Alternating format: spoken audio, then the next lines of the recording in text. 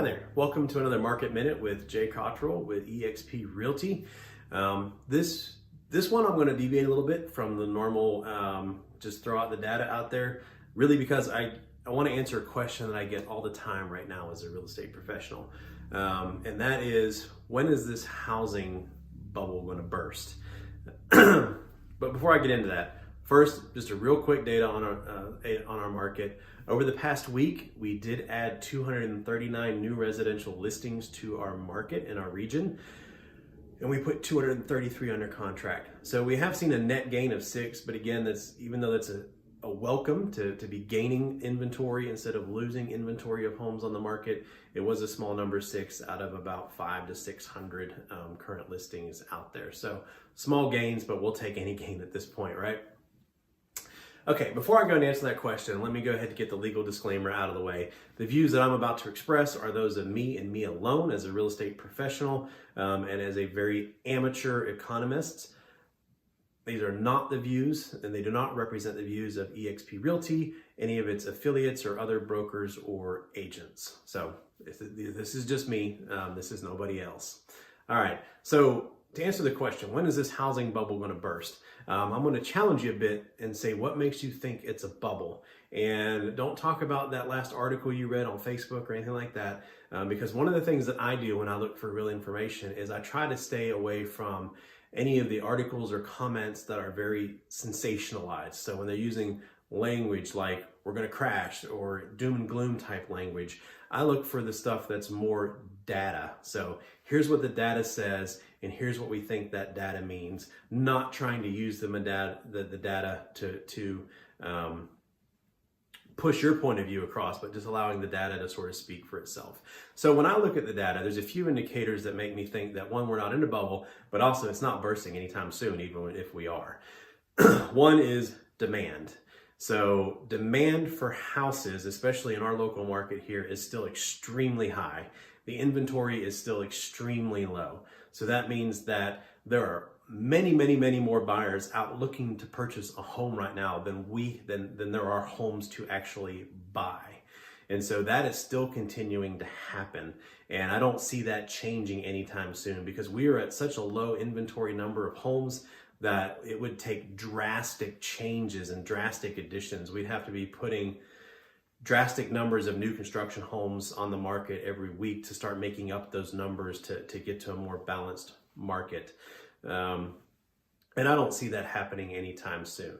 The other thing is that the broader economy, despite inflation, is still rather strong as far as our unemployment rates are low, wages have gone up. People are in a much higher equity position with the homes that they currently have.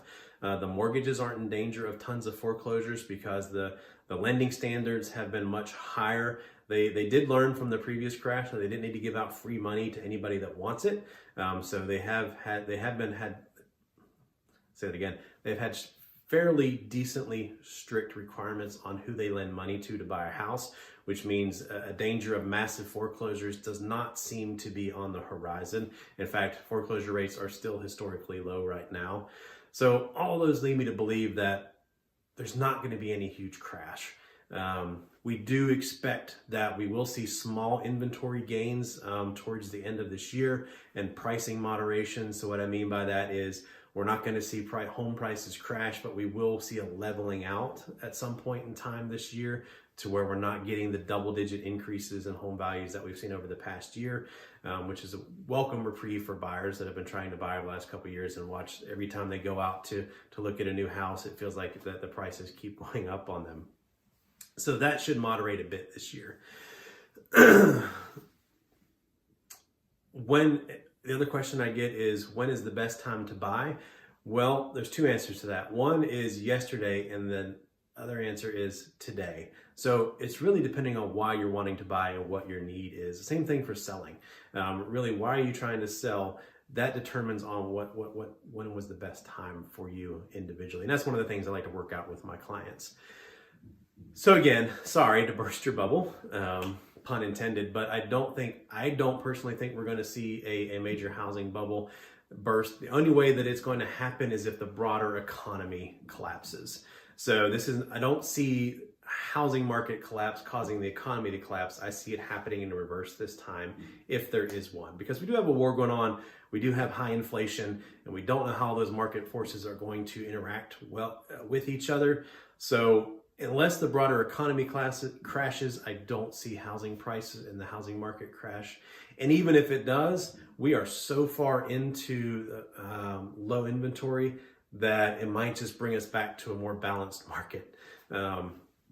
So again, I hope that information was helpful. Hope it answers some of the questions. If you'd like more information or would like to chat, please leave a comment or send me a message. I'll be glad to touch base with you.